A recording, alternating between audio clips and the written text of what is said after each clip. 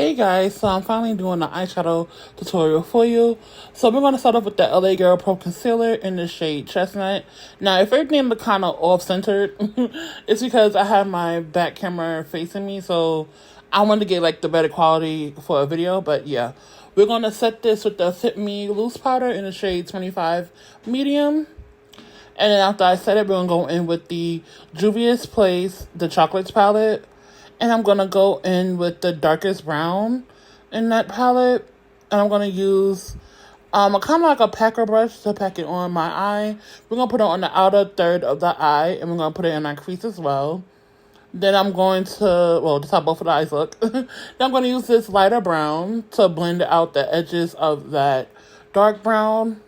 You don't have to use that. You could just go in with like a clean brush and just blend out the edges of your eyeshadow if you want. But I want that kind of gradient effect.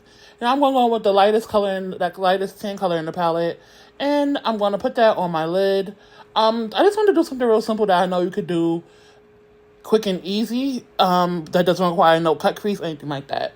So this step is optional. I want to do this for a while, so I'm just going to use this NYX glitter glitter. I'm going to use the glitter instead of number 11. And I'm going to use my Mink Envy lash glue. Now, I do have the NYX glitter glue. You can use that if you want.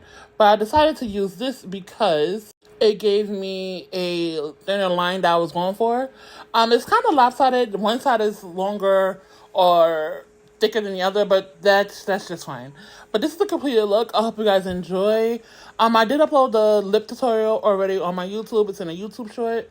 And if you're wondering how I do my base, I do have a video on it. But if you want like another video, like a longer thought out video on it, I could do it. But I love you guys. I'll see you in my next video.